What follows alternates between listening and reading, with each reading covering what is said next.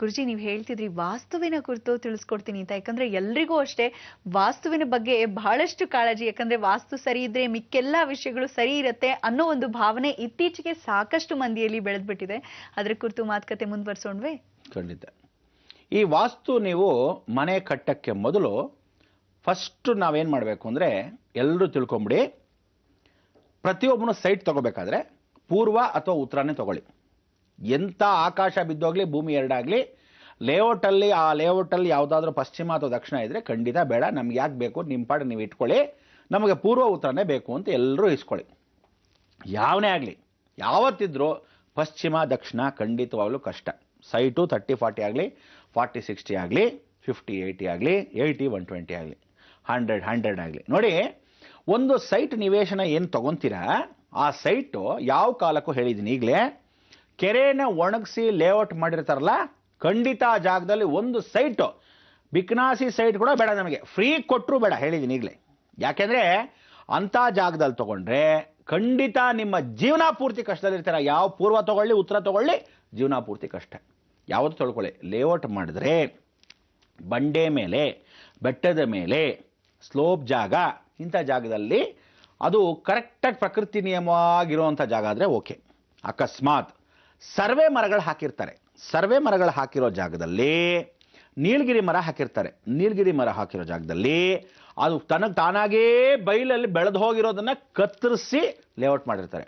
ಆ ಜಾಗ ಕೊಂಡ್ಕೊಳ್ಳೇಬೇಡಿ, ಒಂದು ನಯಾ ಪೈಸಾ ನೀರು ಸಿಗಲ್ಲ ನಿಮಗಲ್ಲಿ.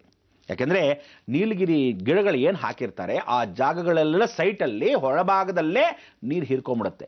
ಅದೆಷ್ಟು ಚೆನ್ನಾಗಿ ಹೀರ್ಕೊಳ್ಳುತ್ತೆ ಅಂದರೆ ಸುಮಾರು 250 ಅಡಿ ದೂರದವರೆಗೂ ನೀರು ಹೀರ್ಕೊಂಡ್ಬಿಡುತ್ತೆ ಸುತ್ತಮುತ್ತಲು ಒಂದು ವಾರ. ಆ ಥರ ಮರಗಳ ಸಾಲೇ ಇದ್ದರೆ ಸುತ್ತಮುತ್ತಲು ಇರತಕ್ಕಂಥ ಜಮೀನಿಗೆ ಅಷ್ಟು ನೀರಿನ ಬೆಡ್ಡನ್ನು ಫುಲ್ ಒಳಭಾಗದಲ್ಲಿ ಅಂತರ್ಜಲ ಇರುತ್ತಲ್ಲ ಅದನ್ನೆಲ್ಲ ಹೀರ್ಕೊಂಬಿಟ್ಟಿರುತ್ತೆ. ಅದಕ್ಕೋಸ್ಕರ ಆ ಪ್ರಾಂತದಲ್ಲಿ ನೀರೇ ಸಿಗಲ್ಲ. ಏನೇ ಮಾಡಿ, ಶತ ಪ್ರಯತ್ನ ಮಾಡಿ, ಖಂಡಿತ ಸಿಗಲ್ಲ, ಹೇಳಿದ್ದೀನಿ. ಒಂದು. ಎರಡನೇ ಭಾಗ, ಯಾವ ಕಾಲಕ್ಕೂ ಸ್ಮಶಾನಗಳನ್ನು ಹೊಡೆದಾಕಿ ಬೈಲಲ್ಲಿ ಎಲ್ಲೋ ಗದ್ದೆಗಳು ಕಟ್ಟಿರ್ತಾರೆ. ಬೈಲಲ್ಲಿ ಕಟ್ಟಿರ್ತಕ್ಕಂಥ ಗದ್ದೆಗಳನ್ನ ಇವ್ರು ಕೊಂಡ್ಕೊಂಡ್ಬಿಟ್ಟು ನಾನು ಲೇಔಟ್ ಮಾಡ್ತೀನಿ ಅಂತ ಯಾವನೋ ಹೋಗಿರ್ತಾನೆ. ಇವ್ರುಗಳೇನು ಮಾಡ್ತಾರೆ ಗೊತ್ತಾ, ದೊಡ್ಡ ದೊಡ್ಡ ಕೋಟ್ಯಾಧೀಶ್ವರರು ಲ್ಯಾಂಡ್ ಡೆವಲಪಿಂಗು ಅದು ಇದು ಅಂತ ಹೋಗ್ಬಿಟ್ಟು ಆ ಸೈಟ್ಗಳನ್ನ, ಈ ಲೇಔಟ್ಗಳನ್ನ ಮಾಡಿರ್ತಾರೆ. ಏನೋ ಒಂದು 4 ಕಾಸು ದುಡ್ಡು ಕಾಸಿಗೋಸ್ಕರ ಮಾಡ್ಕೊಂಡು ಬಂದಿರ್ತಾರೆ. ಎಲ್ಲೋ ತೊಗೊಂಡ್ಬಿಡ್ತಾರೆ ಜಮೀನು. ಅದು ತ್ರಿಕೋಣಾಕಾರದಲ್ಲಿರುತ್ತೆ, ಸರಿಯಾಗಿರಲ್ಲ, ಚಚ್ಚೌಕ ಆಕಾರದಲ್ಲಿ ಇರಲ್ಲ. ಅಕಸ್ಮಾತ್ ಹಳ್ಳ ಗುಡ್ಡ ಆದರೂ ಪರವಾಗಿಲ್ಲ, ತೊಗೊಂಡ್ಬಿಡ್ತಾರೆ. ಯಾವುದೋ ಹಳೇ ದೇವಸ್ಥಾನ ಆಗಿರುತ್ತೆ, ಅದಕ್ಕೆ ಸಂಬಂಧಪಟ್ಟದ ಹಾಕಿ ತೊಗೊಂಡ್ಬಿಡ್ತಾರೆ. ಇವನು ತೊಗೊಳ್ಳೋದು ಎಷ್ಟು ಗೊತ್ತಾ, 50 ಎಕರೆ, 60 ಎಕರೆ, 100 ಎಕರೆ, ಹೀಗೆ ತೊಗೊಳ್ಳೋದು.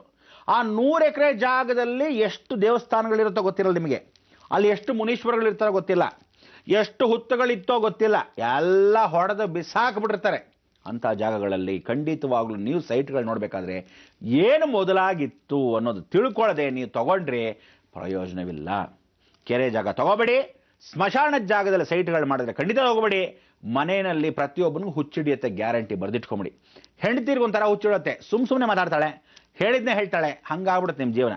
ಅಥವಾ ಮಗು 24 ಗಂಟೆ ಅಳ್ಸಾ ಕೂತ್ಕೊಳ್ಳುತ್ತೆ ಚಿಕ್ಕ ಮಕ್ಕಳಾದರೆ. ಅಂಥ ಜಾಗದಲ್ಲಿ ಮನೆಗಳು ಮಾಡ್ಕೊಂಡು ಸೈಟ್ ಮಾಡ್ಕೊಂಡು ಹೋದರೆ, ಹೇಳಿದ್ದೀನಿ, ಸೈಟ್ ತೊಗೊಂಡ ತಕ್ಷಣ ಇದು ಪ್ರಾರಂಭ ಆಗ್ಬಿಡುತ್ತೆ. ನೀವು ಮನೆ ಕಟ್ಟದೇ ಇದ್ರೂ ಪರವಾಗಿಲ್ಲ, ಯಾರ ಹೆಸರಲ್ಲಿ ತೊಗೊತೀರೋ ಅಲ್ಲಿಂದ ನೀವು ಲಂಡನ್ನಲ್ಲಿರಿ ಅಥವಾ ಯಾವ ಕಾಲಕ್ಕೂ ಲಂಡನ್ಲಿರೋ ಜಾಗದಲ್ಲಿ ತೊಗೊಂಡು ಇಷ್ಟು ದೂರ ಕಿಲೋಮೀಟರ್ ದೂರ ಇದ್ದೀವಿ, ಏನು ಯೋಚನೆ ಇಲ್ಲ, ಎಲ್ಲೋ ತೆಗೆದಾಕಿರೋದನ್ನೇ ಅಂತನೋ ಅನ್ಕೋಬೋದು. ಖಂಡಿತ ಇಲ್ಲ. ಒಂದು ಸಲ ಅಗ್ರಿಮೆಂಟ್ ಆಗೋಯ್ತು ಅಂದರೆ, ಯಾರ ಹೆಸರು ತಗೋಬೇಕು ಅಂದರೆ ಆ ಋಣ ನಿಮ್ಮದಾಗೋಯ್ತು, ನಿಮ್ಮ ಹಣೆ ಮಾಡೋದು ಬರೆದ್ಬಿಡ್ತು. ಸೈಟ್ ಯಾವತ್ತಿದ್ರೂ ದಿಕ್ಕು ಕರೆಕ್ಟಾಗಿ ಇಟ್ಕೊಳ್ಳಿ. ಪ್ರತಿಯೊಬ್ಬನು ದಿಕ್ಸೂಚಿ ತೊಗೊಳ್ಳಿ. ನಿಮ್ಮ ತಾತನ ಮನೆ ಗಂಟೆನೂ ಹೋಗಲ್ಲ, 150 ರೂಪಾಯಿ ಅಷ್ಟೇ ದಿಕ್ಸೂಚಿಗೆ. ಒಂದು ದಿಕ್ಸೂಚಿ ತೊಗೊಳ್ಳೋಕೆ ಇಟ್ಕೊಳ್ಳಿ. ಯಾವನ ಹತ್ರನೇ ಇರಬೇಕು ಅಂತೇನಿಲ್ಲ, ಕರೆಕ್ಟಾಗಿ ನೋಡಿ. ಪೂರ್ವ ಹೀಗೇ ಇದೆಯಾ ರೋಡ್ಗೆ, ಉತ್ತರ ಹಾಗೇ ಇದೆಯಾ ಅಂತ.